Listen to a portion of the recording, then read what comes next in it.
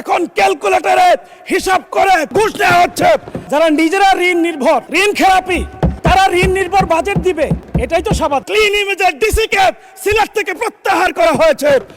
মোহাম্মদ সালাউদ্দিন, গাজীপুর ৪, সময় ৭ মিনিট। মাননীয় স্পিকার, আপনাকে ধন্যবাদ। মাননীয় স্পিকার, বাজেট আমার জীবনের গল্প, আমার পকেটের গল্প, আমার ভবিষ্যতের স্বপ্নের গল্প, বাংলাদেশের 18 কোটি মানুষের দৈনন্দিন জীবনের হিসাব নিকাশের গল্প। কিন্তু এবার মাননীয় অর্থমন্ত্রী যে বাজেট প্রকাশ করেছেন, প্রস্তাব করেছেন, এ বাজেট আসলে আশারে গল্প। আশ্চর্য হয়েছেন, আমি কিন্তু একটু আশ্চর্য হইনি। কারণ যারা নিজেরা ঋণ নির্ভর, ঋণগ্রস্ত, ঋণ খেলাপি, তারা ঋণ নির্ভর বাজেট দিবে, এটাই তো স্বাভাবিক। মাননীয় স্পিকার, এ বাজেট পেশ করার আগেই বাংলাদেশে গত 4 মাসে এই সরকার এসে প্রায় অধিকাংশ পণ্যের মূল্য বৃদ্ধি করেছে।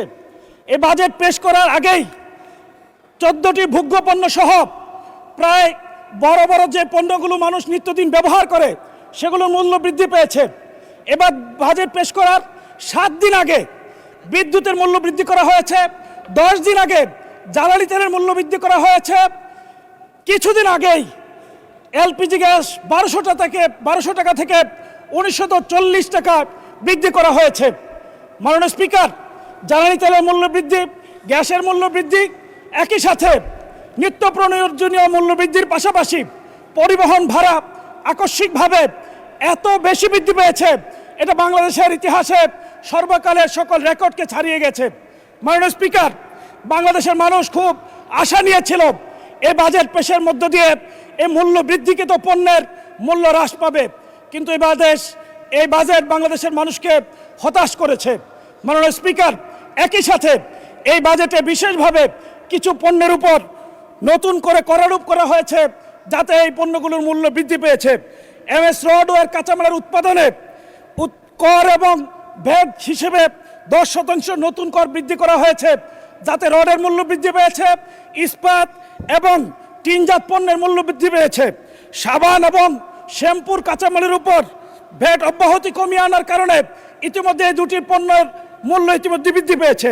মাননীয় স্পিকার, বাংলাদেশ গরিবের দেশ, বাংলাদেশ সমৃদ্ধির পথে যাত্রার দেশ, কিন্তু এই বাজেটকে অনেকে বললো, আমি শুধুমাত্র এটাকে গরিব মারার বাজেট হিসেবে বলতে চাই না। এটা শুধু গরিব মারার বাজেট নয়, গরিবকে হয়রানির বাজেট। কোটি কোটি খুচরা ব্যবসায়ীদের জন্য এক হয়রানির নাম করা হয়েছে 0.2% অগ্রিম কর স্থাপন করার মধ্য দিয়ে। এই করের মধ্য দিয়ে এই সরকার নতুন করে আমাদেরকে স্মরণ করিয়ে দেয় সেই 76 মনন্তরের কথা। মাননীয় স্পিকার, আপনি জেনে থাকবেন, ইস্ট ইন্ডিয়া কোম্পানি যখন এই বাংলার দেওয়ানি দায়িত্ব পেয়েছিল, তখন তারা রেজা খান নামে এক ব্যক্তিকে ট্যাক্স আয়ের জন্য দায়িত্ব দিয়েছিল। তারা ঘোড়ায় চড়ে যখন বাহিনী নিয়ে গ্রামে গঞ্জে যেত, গ্রামের মানুষ তখন হাল চাষ ব্যবসা বাণিজ্য ছেড়ে দিয়ে জঙ্গলে পালিয়ে যেত। খুচরা ব্যবসায়ীদের মধ্যে ইতিমধ্যে আতঙ্ক শুরু হয়ে গেছে, তাদের উপর যে ভ্যাট করা হয়েছে তাদেরকে এখন পালিয়ে বেরোতে হবে, হয়রানির শিকার হতে হবে। মাননীয় স্পিকার, এই বাজেট হলো গরিবের জন্য তাচ্ছিল্য এবং অবহেলার বাজেট। এই বাজেটে কৃষি ও পল্লী উন্নয়ন খাতে 57,000 টাকা থেকে বাজেট কমিয়ে 53,000 কোটি টাকা করা হয়েছে। স্থানীয় সরকার এবং পল্লী উন্নয়ন খাতে গত বছর বরাদ্দ ছিল 5.9%, এবছর বরাদ্দ রাখা হয়েছে 4.6%, যা গত বছরের তুলনায় 1.3% কম। কৃষি খাতে ভর্তুকি কমানো হয়েছে, গত বছর ছিল 2.2%, এবছর করা হয়েছে 1.8%। মাননীয় স্পিকার, বার্ষিক উন্নয়ন কর্মসূচিতে কৃষি খাতে বরাদ্দ উন্নয়ন কমানো হয়েছে, গত অর্থ বছরে ছিল 8.9%, চলতি অর্থ বছরে করা হয়েছে 6.21%। মাননীয় স্পিকার, গ্রামীণ উন্নয়ন রক্ষণাবেক্ষণ খাতে বরাদ্দ রাখা হয়েছে মাত্র 400 কোটি টাকা।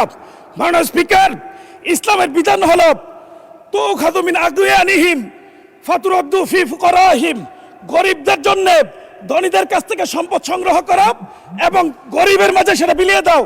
এই সরকার উল্টো নীতি গ্রহণ করেছে, গরিবদের কাছ থেকে খুচরা ব্যবসায়ীদের কাছ থেকে সম্পদ গ্রহণ করে ধনীদের জন্য সেটা বরাদ্দ রেখেছে। মাননীয় স্পিকার, এই সরকার অতীতের পথে হাঁটা শুরু করেছে। এই সরকার এই বাজেটে দুর্নীতিকে প্রমোট করেছে। দুর্নীতি দমন কমিশনে গত বছর বরাদ্দ ছিল 203 কোটি টাকা, এবার বরাদ্দ রাখা হয়েছে মাত্র 197 কোটি টাকা। 6 কোটি টাকা কম বরাদ্দ দিয়ে দুর্নীতিকে প্রমোট করেছে। মাননীয় স্পিকার, এই সরকার ক্ষমতায় আসার সাথে সাথে দুর্নীতি দমন কমিশনকে অচল করে দেওয়া হয়েছে। এই সরকার আসার কিছুদিনের মধ্যেই দুর্নীতি দমন কমিশনের চেয়ারম্যান সহ সকল সদস্য পদত্যাগ করেছে।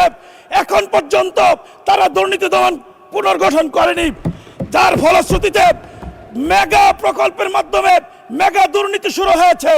মাননীয় স্পিকার, স্কুল ফিডিং প্রোগ্রাম থেকে এক সপ্তাহে ডিম, রুটি, কলা বাবদ প্রতি সপ্তাহে 17 কোটি টাকা লুটপাট করা হচ্ছে। মাননীয় স্পিকার, খাল খনন কর্মসূচিতে প্রতিদিন পত্রিকায় নতুন নতুন দুর্নীতির খবর আসছে। মাননীয় স্পিকার, দুর্নীতির নতুন রুল মডেল হয়েছে। এখন ক্যালকুলেটরে হিসাব করে 10 থেকে 15% পর্যন্ত ঘুষ নেওয়া হচ্ছে। মাননীয় স্পিকার, দুর্নীতিকে প্রমোট করার জন্য সারোয়ার আলমের মতো সৎ, শিক্ষিত, সদারপি এই বাংলাদেশের একজন ক্লিন ইমেজের ডিসিকে সিলেট থেকে প্রত্যাহার করা হয়েছে। মাননীয় স্পিকার, নতুন করে এনবিআর থেকে মতিউরের মতো আনোয়ার খুঁজে পাওয়া যাচ্ছে।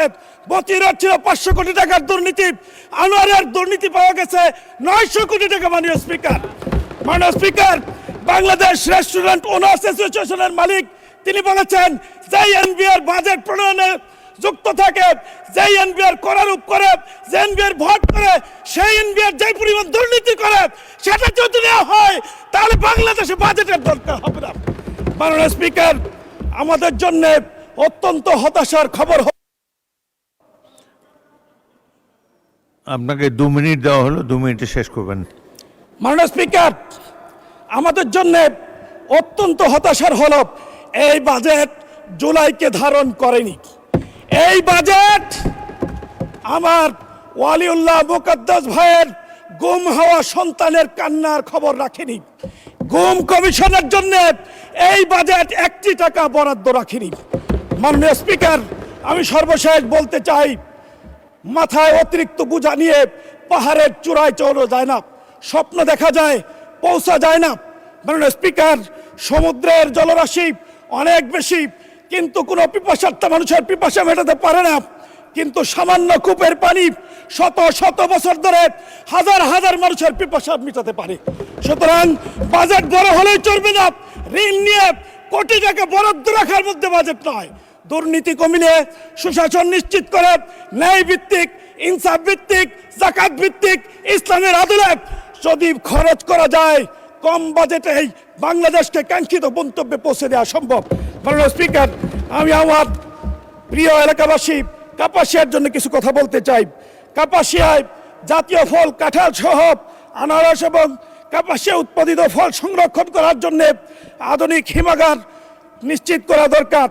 মাদক, সন্ত্রাস, চাঁদাবাজি এবং কিশোর গ্যাং রুখতে বিশেষ যৌথ অভিযান পরিচালনার জন্য বিশেষ বরাদ্দ দাবি করছি।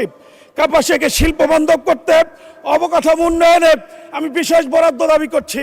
ট্রমা সেন্টার এবং মাদক নিরাময় কেন্দ্র প্রতিষ্ঠার জন্য মাননীয় স্পিকার, আপনার কাছে আমি আপনার মাধ্যমে মাননীয় মন্ত্রীর কাছে বিশেষ বরাদ্দ দাবি করছি। রাজনীতিপুর থেকে টুক পর্যন্ত হাইওয়েকে 4 লেনে উন্নীত করার জন্য বিশেষ বরাদ্দ দাবি করছি। নরুন থেকে চেরাগালি মোড় হয়ে কাপাসিয়া পর্যন্ত এই রাস্তাকে 4 লেনে উন্নীত করার জন্য বিশেষ বরাদ্দ দাবি করছি।